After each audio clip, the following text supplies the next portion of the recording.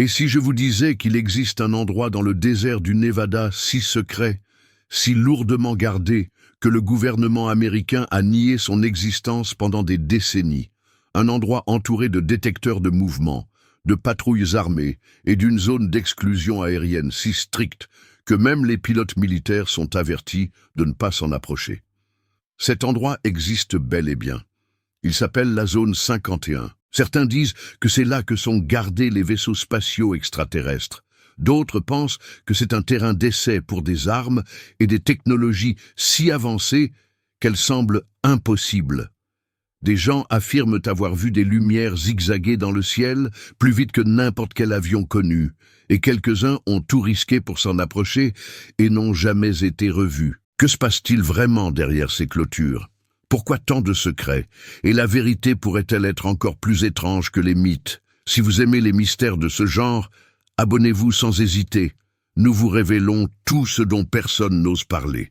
Tout a commencé en pleine guerre froide. En 1955, alors que les tensions entre les États-Unis et l'Union soviétique atteignaient leur paroxysme, la CIA avait besoin d'un endroit isolé et éloigné pour tester son dernier avion espion, l'U-2. Elle choisit un lac asséché dans le désert du Nevada, loin de toute civilisation, et lui donna un nom délibérément vague, Zone 51.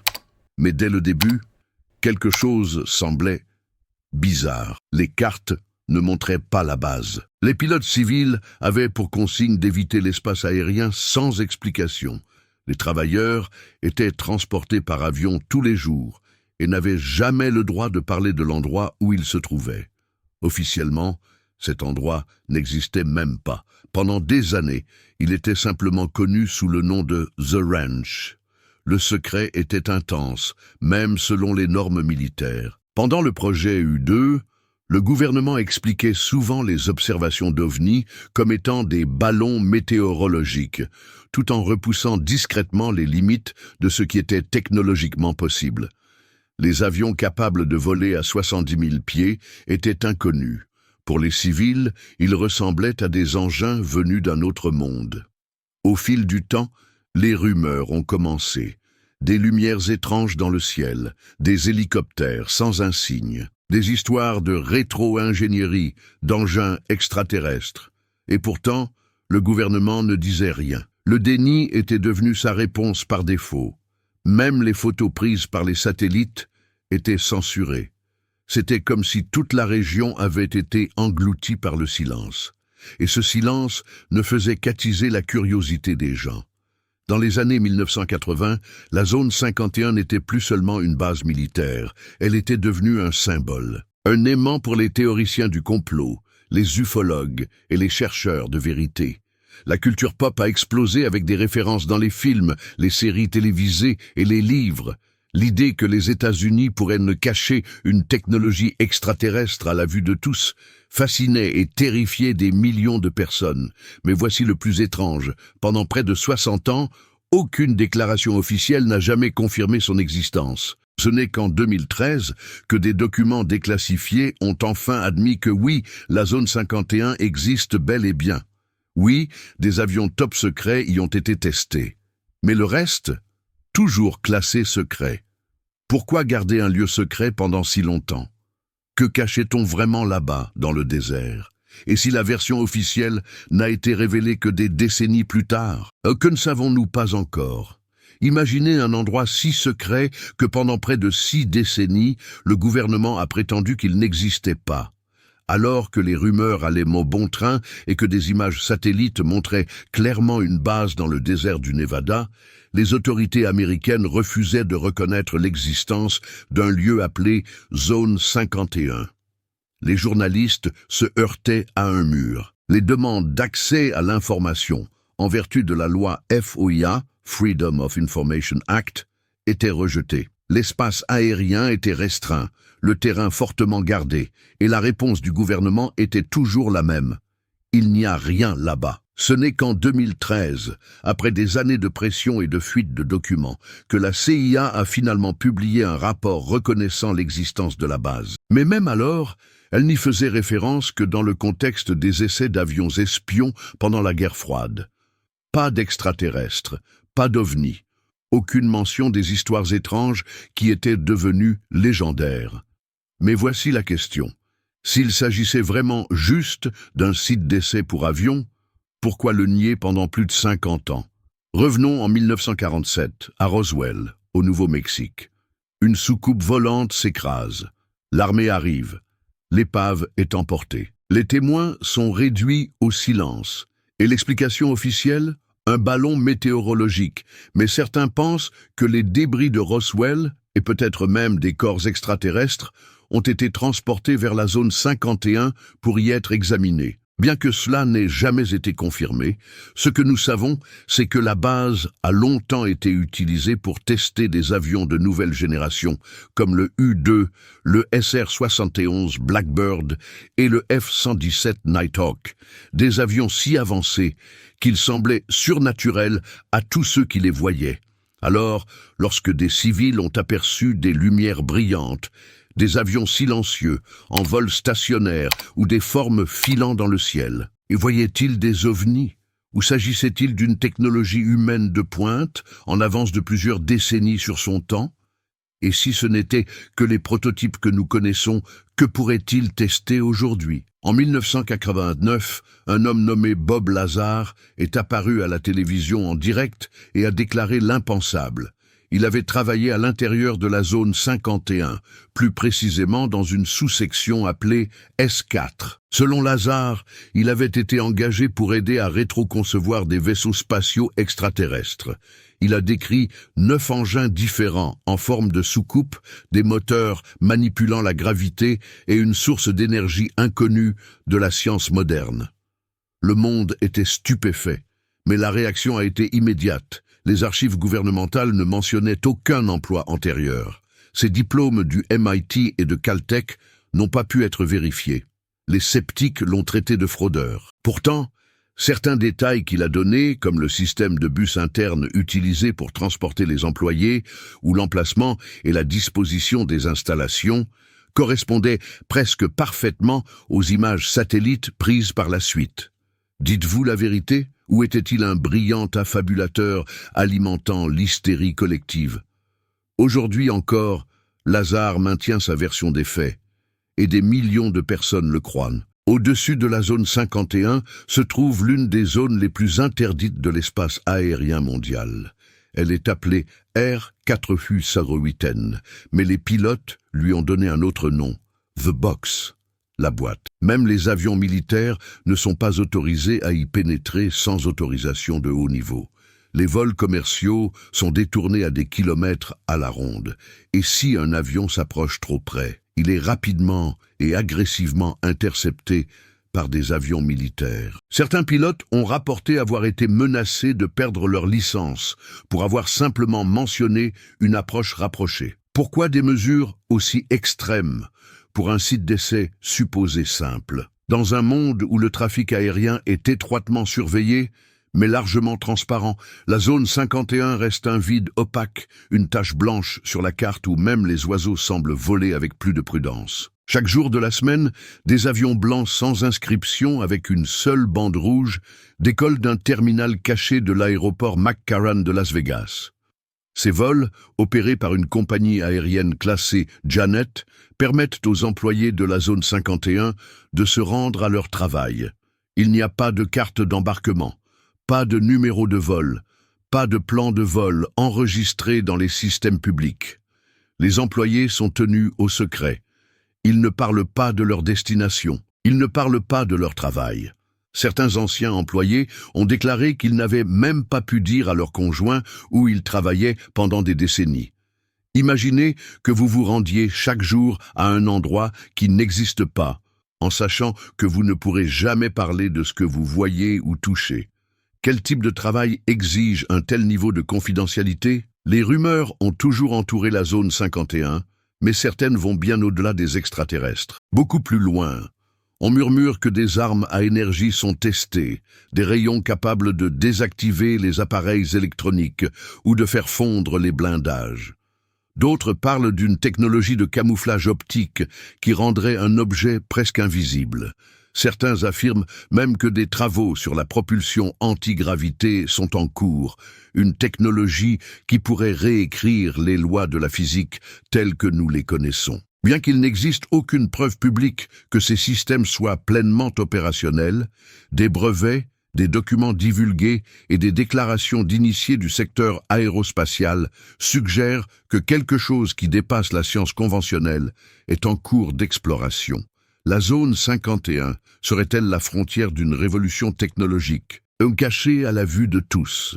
En 2019, ce qui a commencé comme une blague sur Facebook a pris une tournure que le gouvernement américain a prise très au sérieux. Un mème intitulé « Storm Area 51, They Can't Stop All of Us » prend d'assaut la zone 51. Ils ne peuvent pas tous nous arrêter. Invitait les gens à se précipiter vers la base à la recherche d'extraterrestres. Plus de 2 millions de personnes ont répondu présent. S'ensuivit une frénésie. Mèmes, couverture médiatique, panique des autorités et rassemblements inattendus dans le désert du Nevada. L'armée de l'air a émis des avertissements sévères. Les panneaux ont été renforcés. Les routes ont été bloquées. Mais le jour J, seules quelques dizaines de personnes se sont présentées aux portes, certaines déguisées, d'autres simplement curieuses. Personne n'a franchi la clôture. Mais ne vous y trompez pas. La réaction du gouvernement a prouvé à quel point il prend au sérieux ce périmètre. Ce n'était qu'un mème. Ou était-ce un signal d'alarme? À quelques kilomètres de la zone 51 se trouve Rachel, dans le Nevada, une ville désolée qui compte à peine 50 habitants et dont l'atmosphère semble tout droit sortie d'un film de science-fiction. Les habitants parlent à voix basse. Les touristes affluent, dans l'espoir d'apercevoir un ovni ou simplement de ressentir l'énergie du lieu. Le seul bar de la ville, le Little Hall Inn, est recouvert de souvenirs extraterrestres. Mais derrière le kitsch, il règne un malaise silencieux. Certains habitants affirment avoir vu d'étranges engins volant dans le ciel. D'autres parlent de bruits bizarres, de lumières clignotantes ou de véhicules banalisés patrouillant dans les environs la nuit. Rachel est-elle simplement une étape insolite dans le désert ou une communauté vivant dans l'ombre d'un phénomène véritablement extraterrestre? À l'ère de Google Earth, où presque chaque centimètre carré de la planète est visible en quelques clics, la zone 51 reste étrangement obscure. Pendant des années, les images satellites haute résolution de la base étaient manquantes ou floues. Lorsque des photos ont finalement fait surface, certaines structures semblaient étranges. De longs hangars sans inscription, des pistes qui semblaient ne mener nulle part, même des entrées souterraines, selon certains analystes. Certains affirment que le gouvernement a collaboré avec des sociétés de satellites pour éviter que des détails ne soient révélés.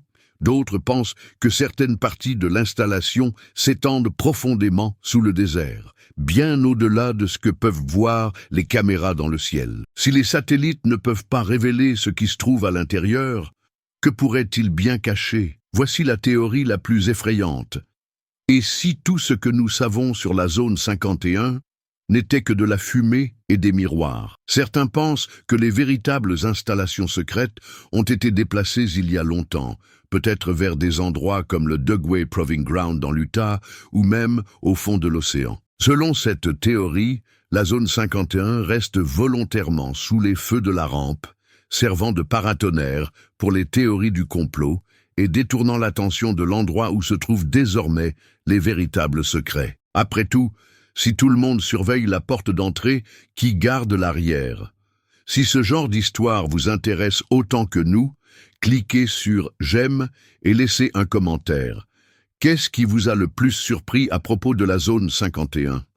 Jusqu'à présent, nous avons découvert des secrets, des avions étranges et des théories qui repoussent les limites de l'imagination.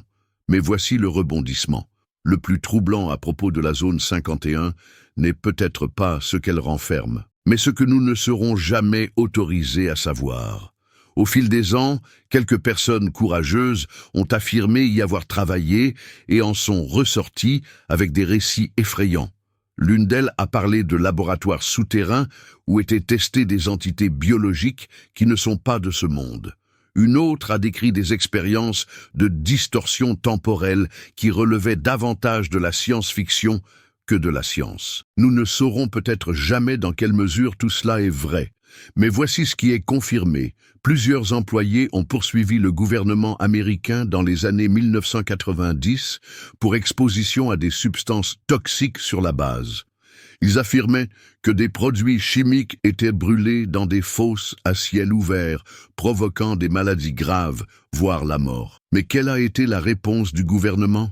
Il a déclaré que la base n'existait pas. L'affaire a donc été classée sans suite. Réfléchissez-y. Des gens sont peut-être morts, et la seule défense avancée a été « la zone 51 n'existe pas ». Les implications sont stupéfiantes. Quel niveau de secret permet une telle immunité? Que pourrait-il se passer d'autre derrière ces portes closes et classées secret défense?